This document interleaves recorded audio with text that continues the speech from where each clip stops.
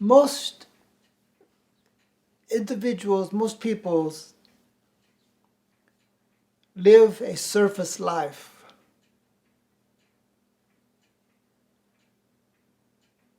That is, that kind of skate on the surface of things.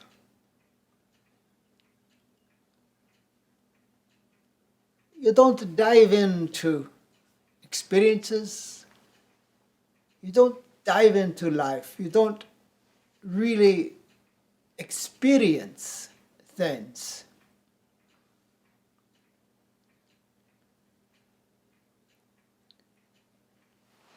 People don't touch, they don't feel, they don't embrace life. They don't connect to life. The excuse is that there's not time. There's too much to do. When we look at the world around us, we see these, so much is input, so many things. And we see that people live so much on the surface, skipping here and there and everywhere. It's like a smorgasbord of life, tasting this and tasting that, but not really tasting. Indulging in things, but not really enjoying. In such a hurry to live, but not really living. Rushing through life, but not really living life. This pace that humans are living, rushing forward to some place. What is it? What is this? What happens if we slow down? What happens if we look around ourselves?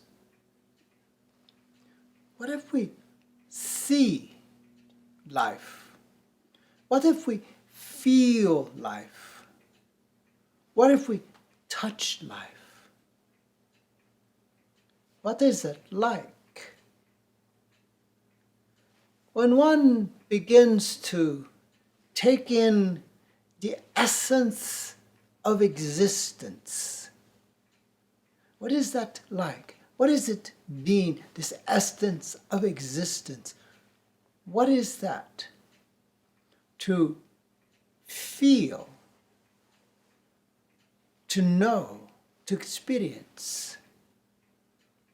We have all these marvelous senses that we have. We have these senses, but we don't really use them. We kind of skate through this existence just very rapidly, not really knowing, not really feeling, not really seeing, not taking in the essence at all, just on the surface. It's like things just runs off of you, kind of like a duck that water runs off, life experiences runs off, and one is not taking it in, but not analyzing it, not digesting it. Do you ever stop to think at the end of the day and take an accounting of how was that day? Can you name off the things, the experiences that took place that day? Yeah, I heard the intellect say, oh, I don't want to. It was so hectic, it was so awful, it was so rushed, it was, I don't want to remember it. I was glad it was over with. See, that something's wrong. There's something wrong with that. I was glad it was over with. Is that life? Somehow we have become trapped in some kind of a treadmill, workaholic, some kind of a pace that is driving. You're not driving, it is driving you. And you say, oh, I have to make a living, I have to do this to keep up, I have to. And one is not enjoying the flavors of existence, enjoying the moments of existence. You're missing out. And so your sensitivity to these things have become jaded. And so you don't even recognize that you've got a sensitivity to these things. It's been so underused that you don't even acknowledge you got a sensitivity to them. And so it's Dullsville for you. Listen, listen, listen to the very fine cadence of things around you, the very minute frequencies and sounds, everything, because it has a song, a sound. Everything gives off a note. And so actually there is a great symphony of sounds around us all the time. And we, as human beings, have lost the ability to hear, to feel, to sense. And so we are out of touch. And oh, that is such a great, terrible price that we are paying for that. Because you see, to be out of touch with that, we are out of harmony, out of balance. And that creates a disturbance in the body and creates an imbalance in the whole system, which leaves it open to disease and dysfunctions and all sorts of calamities. And you wonder why you're not healthy. You wonder why you're always getting sick with something. You wonder why this is happening and that is happening. You wonder why you're stressed. You wonder why. It is because you're out of touch. You're disconnected from the flow of life itself. You're out of touch, you see. You got, can I say, unwired. You got unplugged. You're not hearing the music anymore. You're not hearing the sounds of life, of the universe. Everything has a tone. Everything has its sounds. Every human has its sounds. Every creature has its sounds. Every plant has its sounds. And we are a symphony, an orchestra of sounds. And we are meant to play together. And now the humans have come along and they're discordant. They are discordant. They're out of tune, out of balance, out of harmony, creating discord.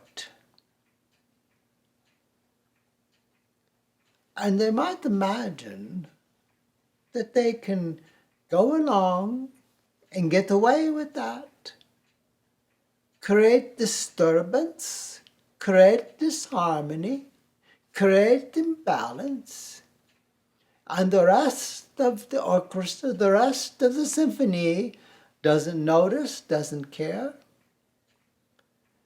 Don't fool yourself.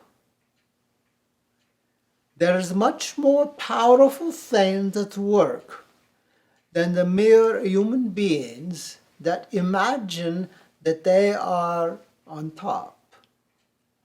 I know the human being has always imagined that they are superior, that they are on top of everything else. But it's not so. Our Mother Earth, Father Sky, however you want to name these forces of the universe, are far more intelligent and far more powerful than human beings. And it is very fortunate for human beings that these forces that be are very benevolent, very compassionate, very loving, and very patient. But there is this warning that must be heard, must be understood, that even little puppies do not poop in their bed. They don't. They won't poop in their bed. That's how you housebreak puppies. You put them in their box in their bed, and they will wait till you take them outside. They will not poop in their bed. Now, you would think that human beings would be smarter. I don't understand it. Human beings poop in their bed all the time. What is wrong with human beings? You'd think they'd be smarter than puppies. I don't know. Human beings are pooping in their beds all the time. What is wrong with them? They're messing up the planet all the time. Well, you know what I mean. It will not, cannot, must not continue much longer. There is coming a reckoning. It is coming. I cannot keep warning you much longer. It is coming. And for those that have the ability to hear and to see and to understand, you know exactly what I'm talking about.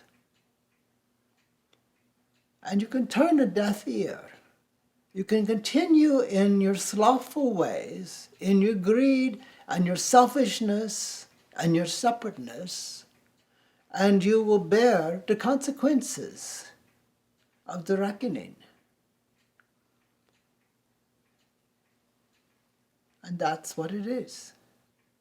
But for the new consciousness and for the new human, there is a way to understand and to see what that means and how it works. For it is for the new consciousness and for the new human to begin to live and to be and to practice the ways of light, the ways of energy, the ways of wisdom, the ways of the consciousness, to apply ourselves in a high energy mode of existence, that we understand how light works. For it works in very marvelous, most wondrous ways. And when you have mastered the physical realm of existence as a new human in the new consciousness, you begin to understand the laws of this realm and the way things work. And you become a master of your own fate. You are no longer ruled by ignorance and lower consciousness and stupidity. And therefore you become the master of your own body. Really, you do. You are no longer enslaved by ignorance and conditions and beliefs and concepts of limitations. Simple, but it's up to you. And most likely, you do not believe. And that is the fault. Non-belief. It holds so many back, is to believe. Just to allow for the possibility. Allow for the possibility. That's it. To allow for the possibility. But we are on this place where we begin to see this a new way of being in this world. But it takes the courage to access our higher energy fields, our higher levels of awareness as the new human and the new consciousness, to know within ourselves that it's possible. It takes that knowing to do it. Not just wishful thinking or hoping or anything, but to know that it is possible. To know it at the very core of your being. I can't say anything more than that. Is to know it at the core of your being.